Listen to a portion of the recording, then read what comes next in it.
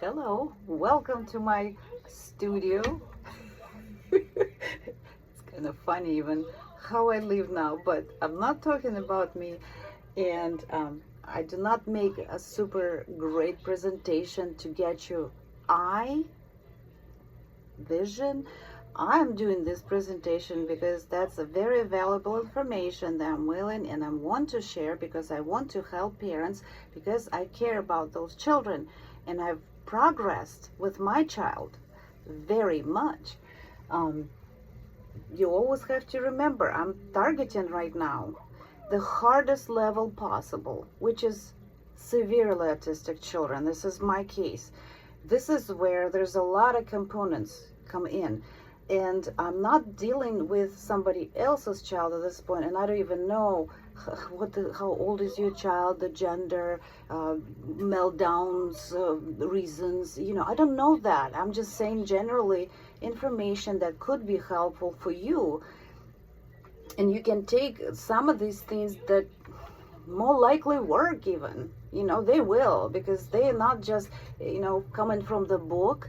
The books about potty training, they do tell you some basic strategies, but if you look at the human body, there is a skeleton, but it's not just enough. There's also muscle, there are organs, there's skin, there's other things too. And so, but in the books, you cannot find that information.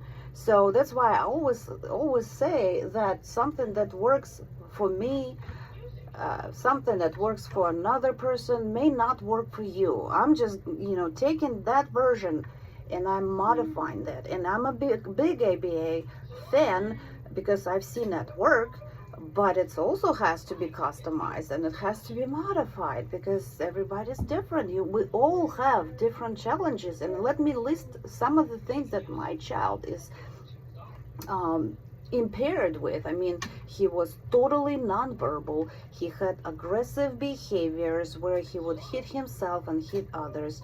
He has a fine motor dyspraxia. He cannot hold things properly because fingers just don't roll. He had feeding issues. He has sensory issues.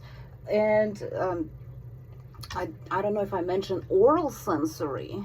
And I'm dealing with all of this parallel, because you cannot just take one goal, take it, and then move on to the next, because there's so many things that you have to address. You're just doing differently each time, and I spent years to do it, and I'm still dealing with some, and I'm going to, and I'm already expecting it, because it's been, 11 years that I'm doing that. Now I'm also dealing with sleeping issues because, again, we lost our house and that routine, that stability we lost, and he's got sleeping issues too. So it's always something. It's always something. But I'm not discouraged and I'm here to help, okay? I'm here to help because I do care. And I see parents sometimes they keep their children at home. They don't take him out. For some reason, they either cannot manage them, and that's where ABA and training comes in, and or they just, they just feel embarrassed, but guess what? If we're gonna take our children out and they see how many there are us, well, Trump already sees that, by the way. Apparently, they're gonna address that. But introduction again, right? But if I got your attention at some point, and if I established a trust bond with you, or somebody who is just coming, I would recommend to go back from the first video on the potty training thing, because there's a sequence. We don't want to skip steps. That's very important. You don't want to skip steps, whatever you do, because if you skip steps, you're gonna fail, or you're gonna make mistake that you will have to address later. And so when you approach potty training, you have to think about a lot of things. You have to just step by step, because you don't want that mistakes made. You want to teach them the right thing. And potty training is not something they can do. They're gonna hold that pee while on the potty. But you have to expect that to happen. And I should have mentioned, by the way, when they sitting on the potty and so forth, they're not just gonna go because they want to go. No, they're gonna go in a diaper or the underwear at this point. They're probably gonna go by an accident. You're looking for that accident. And I will tell you how to get there, because you're not gonna expect them just at command, like you put them on the potty and they go, no, no, no, no, no, no, no. No, it's going to be an accident first time. And then you praise, reward, you just give them the whole world. But you have to prepare to give them that world. You have to have what to give them. This is why I am puzzling, like, where do you even start? How do you even get there? There's a lot of components. Everybody's different. Again, I'm repeating myself, but I don't have the child in front of me that I could just go straight. You know, that's why I'm trying to target people here and there, see what works for you, right? And we'll just go from there. And yes, I'm keeping hopefully your attention, because I did potty train my child. We're still working on some things here, but I'm still not telling you. I'm holding your attention here. I'm not still telling you what worked for me. Did you notice that? There is a reason, because I want you to go through these phases. There is phases. I want to keep you in place. Try what's easier first, and then I'll tell you what we did. Because what I'm saying right now, I mean actually giving you a modified version with ABA experience, what you find in the book.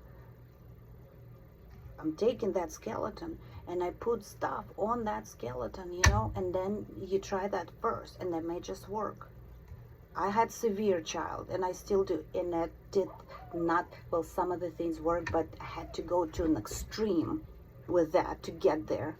So, and that extreme I'm probably going to be posting maybe next, if this is the last video, pre-last, then I'm going to put it in the last, but it's going to be in the last video, because that's an extreme, and that's something, you know, I did some of the steps that I'm telling you about, but that did not even work.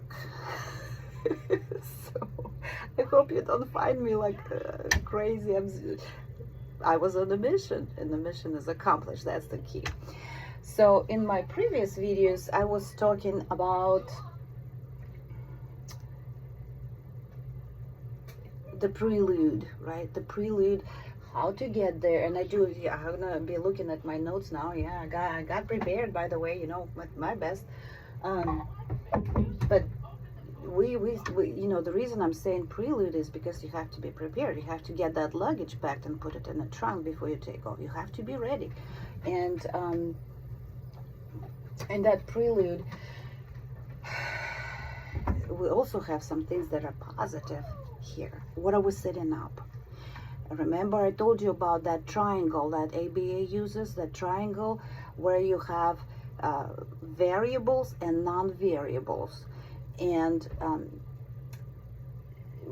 what are we trying to set up with all this, you know, steer them towards the bathroom, We are talking about second variable or non-variable at this point, because when we want less non-variables, that is more stability, more routine, more consistency, more of the same thing over and over again. And with that, you get parent or the group of people that will be working with your child, your AB. I said you will need help. And then right now, while we're introducing them to that environment, because they didn't play in bathroom before, and they will not, but so you have to get it attracted, looking functional for them, you know, so they're willing to go in that bathroom. So you need to get them little by little into that bathroom. You cannot just take them in and do it. This is my thing, because this is what we did. We had bathroom totally accommodated, adjusted, and my child eventually got used to being there. And that's when we started. It just, some of the things, it just kind of didn't seem to work. It's not an easy thing, just honest. And while we establishing with these prelude steps, we establishing right now environment. This is a second non-variable. This is not gonna move. This is gonna stay. And we want them to be in that environment, comfortable, entertaining, interested in, right? So this is why we have parent is one non-variable, or the other people that will be training, and then the environment. So again, we're getting back to that triangle. What is variable? That variable will be the potty training itself, right? This is our goal, and this is what we're trying to achieve, and this is why we try to eliminate these variable items. So you have to have 2 non-variable and 1 variable to even get to that point. This way you will make less mistakes, because every mistake autistic child does, that becomes routine. Then you have to address that on top of the potty training. Yeah. So again, I'm giving you those with each video, like in the one before, the puzzle pieces. And yeah, look at that, I got them right here. I got them right here from my son. Although he makes larger puzzles now, we go to sometimes even 40-piece puzzle. Some typical people cannot even do that, but this is what happens here. I'm giving you this. You're gonna be putting that picture yourself, because I'm not there. I can't help. I can only give you information. But even I'm giving you these pieces, you still need to rotate and make sure if that fits. It's just hypothetical example to show you where we are. And then you put another one, and then you pick one. It may just not even fit. It may not even work. Not at this level. You need something else. You need the edge piece here, so it doesn't just go. So anyway, and what are we looking? Our puzzle pieces are, maybe I should just put it here. Oh my goodness. Stay on. Okay. Well, our puzzle pieces are, we have primary skills of ABA, any kind of ABA, but the principles of ABA. So you do something, you get something, remember? So that will give you compliance and reduce their behaviors. Then we are establishing routine. If they've been at the table and working for you, that's environment. That's the area that you designated to teach them something. But now we're going to take that environment and move it to the bathroom. That's because that's where we're going to be working now, right? I mean, that's what it is. Then we go to reinforcers. You have to have your reinforcers. It's toys, colorful toys. My child had a very short interest span, and so I have to come up with many toys, to the point where I would give him 1 toy each time, actually, because he plays, he looks, he wanted the phone, and I had to have the phone for when he actually goes to the bathroom. So I had to replace that with a little less important, less valuable to him, less interested. But he did play some, but then it was 10 minutes, 20 minutes, 30 minutes, done. Then you have to get something else. That's why I say you have to prepare. You may need more than one, definitely more than one. I would say each day. And then you can, like, let's say each toy different, then you put it, you take that one toy, put it away, put a new one, and then just hopefully that just rotation of those 7 toys, 7 days is going to do for you, And then the other puzzle piece I mentioned about is observation. ABA, they work on data, and you need that data. You need that data. You need to know your child. You need to actually learn from your child. This time you're going to be learning from them, because you're going to be observing their behavior. You're going to observe what triggers these meltdowns, how long they can sit on the potty, on the chair first. How long can they sit on the potty? You don't know. How frequently they go to the bathroom. You don't know. This is data. You're missing this before you even go any further. That's why you need to just start observing, first. Then you have these tools, you have your gear, you're ready. You're ready because you already know your child. And that takes time too, It doesn't happen just over day. You need to get your stuff ready. And I was going to talk about like a token board. Token board is basically, I create my own to accommodate where my child stays, and we started with bags. As I said, the bags have to be nice and clear, and sometimes you have to teach them several levels of each image, meaning that you show them, let's say, a picture of a marker. It's not a marker. Okay, I'll come up with something else. You teach him a color, blue. Then you teach him blue. well, like that, blue, blue. And then you generalize it, something else, you know. And with the potty training, you want to teach them to that bowl, toilet bowl, potty. You just say potty is easier to say, and this is where it has to be consistent, come out every time. That's what you have to limit to verbiage you use. So you're gonna say potty, potty, potty, potty, and this is how the cartoon potty looks like. This is how potty in the video looks like, and yes, this is how your own potty looks like, because that's important. So then, from the picture to the real thing, they transition. They can generalize that this is exactly the same thing. It just appears differently. 2D, 3D, and the real object, right? So you get them introduced to that, because you cannot just put them on the potty, wait there and see if they're gonna go. No. So let's see. So token boards are important, and I use that sometimes to you know, because the token is actually a sequence. You do this, you get that. You do this, you get that. Then the final goal, then you get your reward. And oftentimes, because you already have that board in place, they're already used to see it. And then let's say your child already used to play in the bathroom. Make the tokens, make the packs of toys that you're going to be presenting to them. And when they play with that toy, and you're going to observe and see which toy they spend more time with, you know, don't let them have that all day. I mean, sorry, every week, all week. You just let them have it one day, and then you put another one in. And so this way, you know, they're going to be still interested when you show that same toy 7 days later, right? Because they didn't spend enough time to kind of explore and get bored. So that one toy. Then what you do, you on your token board, let's say, and they like that freaking frog. So you say, if let's say you're teaching them something, you put token, you did 1, number 2, number 3, and the last one will be this, the toy that they kind of see, and this, they know this is in the bathroom more likely because you showed it to them, and you're gonna show them there's a toy. That's your reward. And then when they already trained with the token board, they know they're gonna get that, and then you take them to the bathroom to show them actual thing, of that frog. Well, hypothetically, of course. And then the next day, the next day you pick another toy and you show them, you do this, this, this, this, and the last reward is that. And you take that child to the bathroom, and you have to have the actual toy, the real toy. So you may want to take a picture. Right now we can find a lot of pictures of toys, but I just took a photograph of what I had, and it was easier for me, and to print that out and make it a flat 2D, and then we go to the bathroom and it's already waiting for them.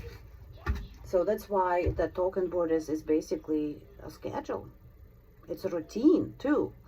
And when they used to that, they know this is what they're gonna get, and they also know now that these toys are in the bathroom, so they're gonna go there, they're gonna play, and that's when you want to play. When they're on a potty, you don't want to teach them. You do not want to teach them anything else. You actually, that's my advice too. You actually want to engage with them and play. You take that diaper off, you put that underwear on, and then when they go to the toilet, you take that underwear off, you put them on and see how they do. Sometimes you don't have to take it all the way and just be half naked, and while they're sitting on there, you give them the toy. You give them that toy that they're interested in, and they like, and they play. And then you can only stimulate, like remember I said something about introduction of sounds. You can either let the water run, or that's why you need help and see if that works, but you cannot do it by yourself, because you're going to be engaged with the child while somebody, like let's say, like taking that cup, and let's see if I even have a cup. I have to work with what I have, I'm sorry. So you take that cup, and they, while they're sitting on the potty playing with the toy, you may just go like that. Sound is pretty similar, right? They can generalize that on their own, but they're not just gonna go. They're not just gonna go because they want to go. You took that diaper that they used to go to. What do you expect? As you know, they're gonna wait for that to come back so they can pee in it. Yeah, that's where we were. So for that reason, it's gonna be an accident when they pee, because they got engaged with you, they got distracted, and they may just come. And you have to wait for that time, that moment when that happens. And you have to sometimes sit a long time. And that also depends when you put your child on a chair and see how long they sit. Like 10 minutes thereafter, they lose focus, they get up and they start running. This is the time you have. Pretty much. You can extend that minute by minute each time you put them on the potty, but it's still that time that you have to hear something or not. And sometimes there may not be anything. You just have to 10 minutes, because you don't want them to get upset. You don't want them to cry on the potty. Absolutely not. That's why you're gonna have to just take them. Okay, the trial went flat, nothing happened. You just put that underwear back up and go do whatever you gotta do. And then when they pee, yeah, that's obviously that, because that's what they used to go to. They, that's their body too. That underwear, diaper, that's their body, and you take it away. So they have to learn that, and they understand that. So that okay, then look, let's go back in the bathroom, and then you put that. Don't put wet underwear, because don't target sensory, because that example with that girl was a huge mistake that they had to deal with, and that she took that girl into a different environment, and that was much more harmful, because then there's other children seeing her naked. So just like I said, trust me. So you don't want to yell at them. That's a patience. And then you just put on nice clean dry underwear. And then this is your schedule comes in. That's when you figure out how often they go. So you're gonna put it an hour to an hour. Each hour you're gonna take them 10 minutes before that hour, right? So you have that 10 minutes in the seat. If they can sit 15 minutes, I'd say 45 minutes. Every 45 minutes, take them to the bathroom and play. You're gonna be there just sitting and playing, waiting for that accident to happen. They do not, these books and stuff, they don't tell you that this happens on accident. Yes, because they got so busy and so engaged with this, toy, that they just might go and pee.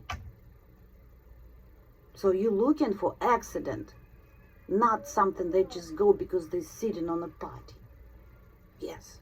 So, and once that happens, that's why something you do not want to miss.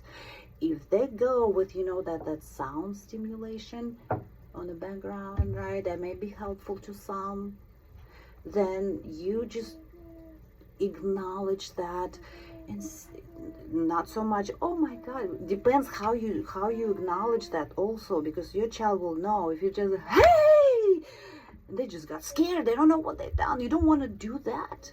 It's like, good job, because you know your child. I know my child, but I don't know yours. So you're just gonna praise them, and you give them toy, and you're gonna want to show, look, you pee, and there's your toy. Another one, the hardest, your hardest reinforcer, the one you have on the bag, the one they don't get unless they pee. You're gonna use that one, and over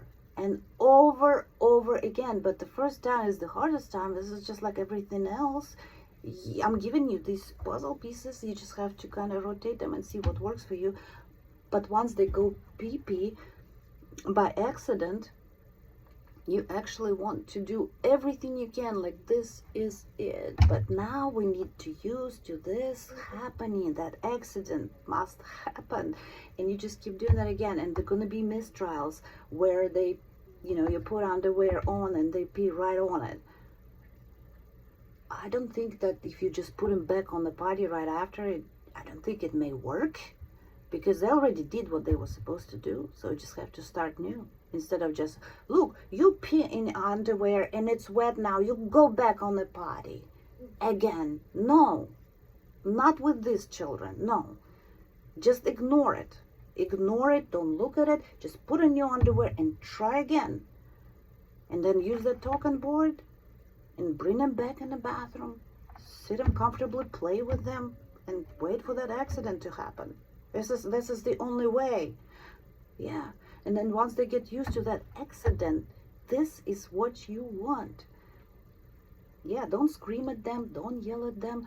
And even when you reward them, you want to be you. I know how happy you are because this is what you're expecting. It's just not gonna happen time after time. It happens after many, many, many trials. But there is a consistency. So you bring them over. They like to spend time now in the bathroom. They're sitting on the toilet potty for you. And they may just go by accident. Like I said, stimulators. This is auditory, right? They hear. And maybe you can even play with that. You can, modeling may not just work, but then there's only one toilet bowl in the bathroom, right? But you know, I'm just thinking outside of the box. You know, sometimes I go, let's say, I sit down in front of my child and I pee. Oh, I just pee. So I just show him, but he also hears the sound and he also sees what I'm doing. So you have to use yourself somehow in the model, and then, oh, mommy's just pee. You can too. I just hope it makes sense, because just we're working with children. Don't speak, don't understand. Some may understand, we just don't know that. You know, we don't know.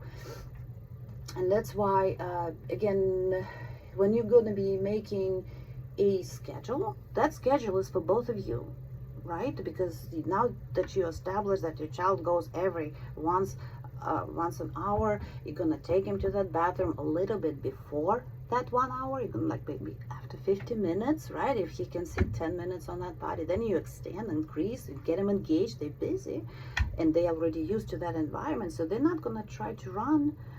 And that's not, unfortunately, it's not what I did, but you know, like I said, I'll be talking about that too. But it will work for you. And I wish I had what I know now, but I didn't at the time. And what I see now is basically I'm giving you a whole human body instead of just a skeleton itself. Let's see. So we established schedule, and you're gonna write yourself a schedule because there's gonna be other people doing that with you. So you want them to know what is the time, and every hour you can even show them the clock. Look, it's time to go play with that toy. You don't tell him go potty.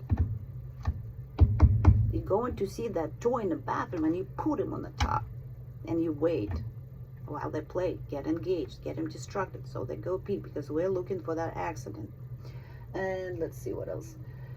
And then again, if that accident happens, give them the hardest reinforcer. Let him play with that while they're on the potty too. You can fade everything out later, but the target here, so they sit on there and they sit long enough to produce what we're looking for, right? Pee-pee. Again, I did say something that while they're on the potty, you don't engage in teaching of any kind. You just play with them. Because when you start teaching them something, like you go, like I'm ABA all day, but when you teach them something, that's a task. They don't enjoy that. You don't want to teach anything. You just play. Let's see. Again, do not rely on sensory. Okay, like I said, I've given you two examples. One, when the girl had so much sensory, and you know that's not just a body thing, but you know, she figured out very quickly when she did not like that wet underwear, she started taking it off. And my son didn't even care. Yeah, he didn't even care. He would just, whatever it takes, he could wear a dirty diaper for a day. So don't rely on sensory. Let's see.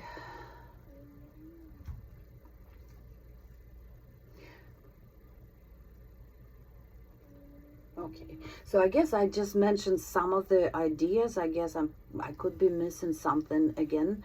But the key points here, so now that we're established who's going to be training, what words will be used, what rewards will be used, what is the strongest reward, the environment is comfortable for them now, they playing in there, now they can play on the toilet, you take underwear, you hear for the sound, you're waiting for that accident to happen, you reward them. Let's say they did not pee, or they pee in as soon as you put underwear, they pee on there. Well, don't scream, don't yell, just take it off, put another one. And then you have to be there the whole time they're in that underwear. Yeah, you have to be watching, and you have to be writing some notes, because that can change. You know, well, he goes every hour, but you know, what if, you know, he may go a little bit before, and that's your accident, but not the right kind, because they went in underwear, right?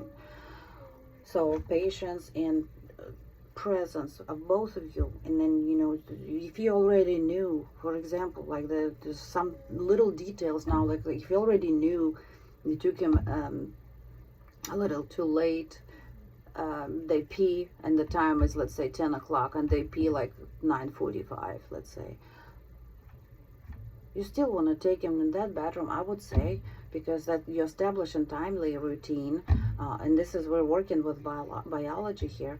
I would still probably take him, just make a short sitting, so they know, like, okay, let's go bathroom and play. You still follow that routine, and you sit him on the potty, just don't hold him that long. Wait for that next hour.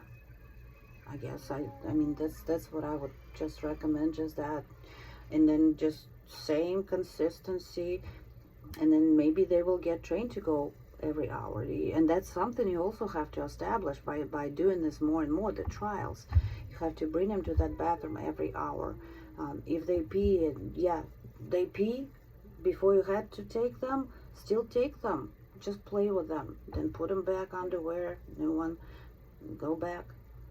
And then you also want to have, I forgot to mention that, I don't even have it in my notes, but you do want to have some kind of visual aid. And that's why the speech device is not really helpful. You want, because we kind of see visual, and before they even get to device, they have to know how to operate it. So visual aid is something you see instantly. You know, I know how speech device works. You push this function and that function, and you just keep going the functioning, finding for the right icon in your iPad, I mean the speech device, whatever. Whereas like a visual aid picture, as simple as it is, it's just easier to use too, because they can see it, and they know the sequence because of that token board. And the sequence will be, let's say, toy that you're going to be using, underwear down, underwear up, toilet paper, probably for girls. You do want to have that. For boys, like I said, we're right now addressing only the pee situation. We don't go any further right now because it's a different phase. And to be honest with you, we trained, you know, we did target only the pee in my case, and then poo thing came next. It was later. And it's the same approach, because, you know, one thing we established, well, two things we established with my child is that it was me and my father training, and he had that environment that he now wanted to be at. Yeah, the bathroom. He wanted to be there because I had good toys, and I replaced them every day. So he would come in, and sometimes he wants to even be there. Well, let him be there, but, you know, they should stay in the bathroom. Or while they're playing, you can put them in the potty, and it's probably better to put them around that time when they're supposed to go, for that accident thing happening. But yeah, this is what you're looking for. You're looking for that accident, and once that happens, and yeah, you have to sit. I'm gonna put some, you know, show you some of my pictures, but we were sitting, we were like guards at the bank. We're just sitting. He was sitting, we were sitting, taking turns if we hear anything. Yeah, that's why I say it's not an easy task.